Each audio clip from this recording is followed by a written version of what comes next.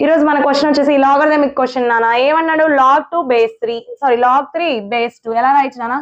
log 3 by log 2 log 5 by log 3 log 7 base 5 ని log 7 by log 5 log 8 by log 3 అన్ని multiplying లోనే ఉన్నాయి కదా నానా.